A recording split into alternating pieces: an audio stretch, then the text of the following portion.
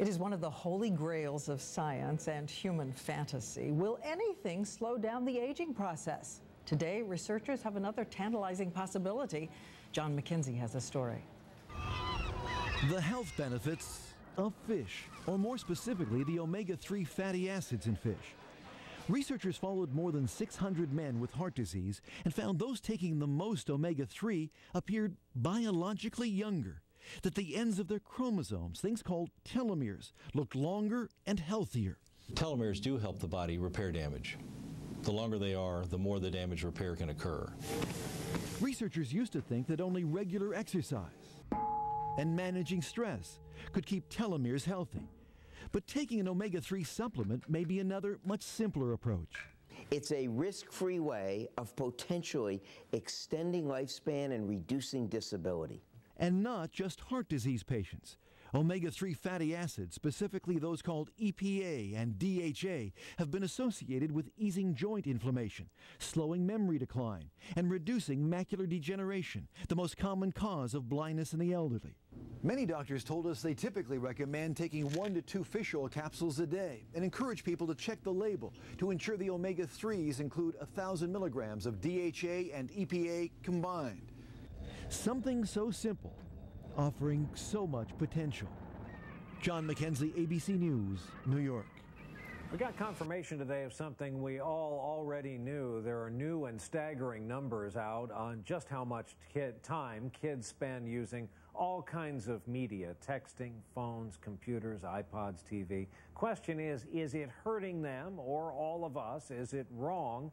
And what does this new media era mean? Our report tonight from NBC's Rahema Ellis. The amount of time kids spend on electronic devices is startling. All day on my phone, I'm always texting. Over about 12 hours a day, right when I go home until I fall asleep. According to a new study, kids 8 to 18 years old now devote almost a whole working day, more than 7.5 hours, to a smartphone, computer, television, video game, or other electronic device. That's up almost 90 minutes from the last study 5 years ago.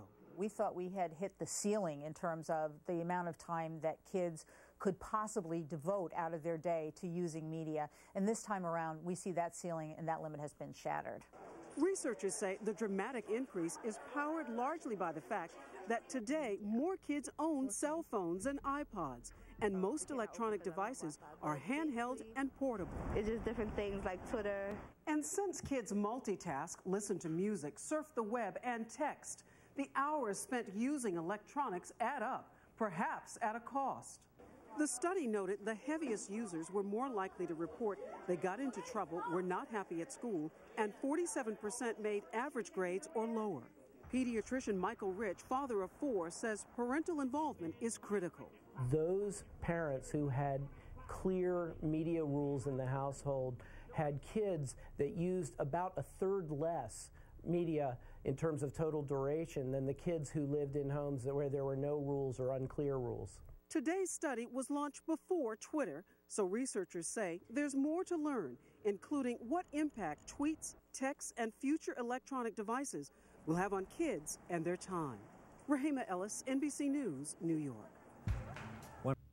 If we don't know how many kids there are, how do we know how many classrooms we need? The census helps us know exactly what we need, so everyone can get their fair share of funding. We can't move forward until you mail it back. And finally tonight, Love and Marriage. You know the time-honored Hollywood script. An enterprising girl snares a man and his money? Well, guess what? David Wright says new statistics out today show it's time for a rewrite.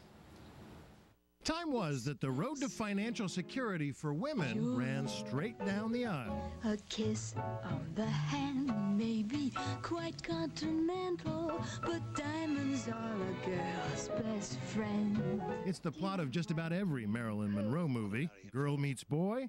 I wanna be loved by you. Girl hopes to cash in big. Oh, I don't care how rich he is, as long as he has a yacht, his own private railroad car, and his own toothpaste. But times have changed. Diamonds are still a girl's best friend, but for boys, a ring like this turns out to be a pretty good investment. These days, men get the biggest economic boost from marriage because more wives are educated and working.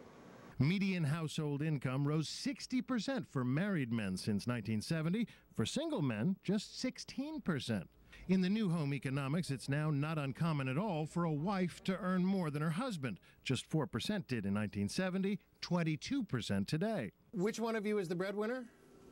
That would be me, I guess. Couples like Steve and Julia Holmes of Sacramento. He's a freelance photographer. She works for IBM. You know, at times I make considerably more than he does. And Steve, you're okay with that?